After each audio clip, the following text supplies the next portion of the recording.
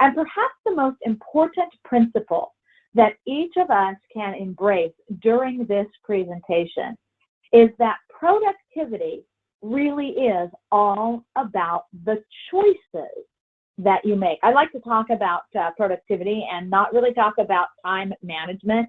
By the way, it's really important to understand that there is no such thing as time management. That is a real interesting term because you cannot manage time. Time just keeps going and going and going and going. So we talk about time management, but it's really kind of a misnomer. You cannot manage time. But what you can do is you can manage the choices that you make with respect to time.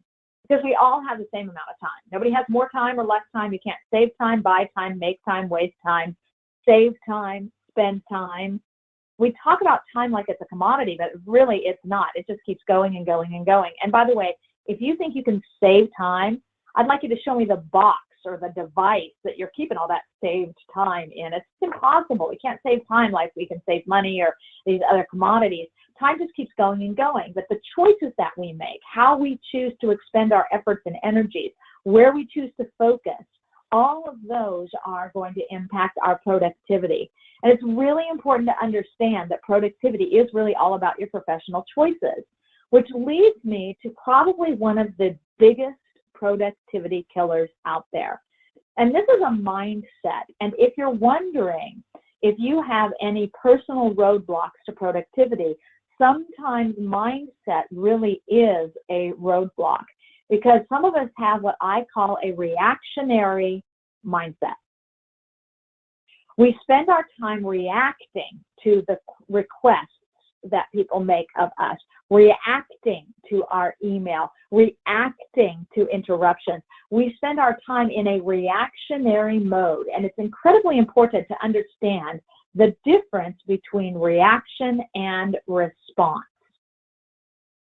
One of the reasons why I have what's known as a reflex hammer on this slide is because when the doctor hits you on the knee with a reflex hammer to check your reflexes to see, if they're working correctly, that is an example of a reaction.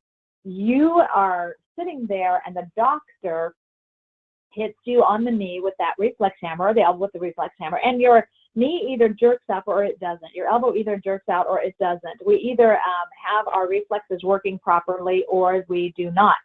None of us think to ourselves, okay, here comes the mallet, here comes the mallet, here comes the reflex hammer, whatever we call it. Here it comes, here it comes, here it comes. I got to kick my leg out. It doesn't work like that.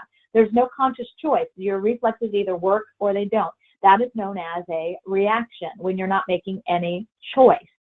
And in that kind of a situation, all of the power, all of the control lies with the healthcare professional who is whacking you on the knee with the reflex hammer.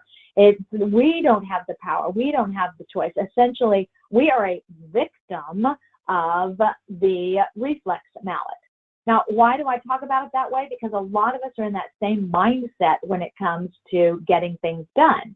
We give away our power, or we think that, oh, there's so much going on at work. I've got so many projects. I'm not the one responsible for these. We've been given so many objectives that we're supposed to meet, and we are in a reactionary mode. We have given away our power. Whereas when we respond, that's when we're making choices. That's when we are proactive.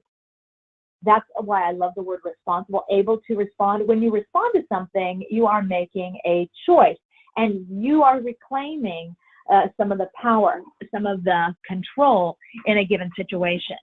Now, obviously, we all work in environments where we aren't the ones who make all of the decisions, and if we want to stay employed in a certain organization, there are some things that we will choose to do.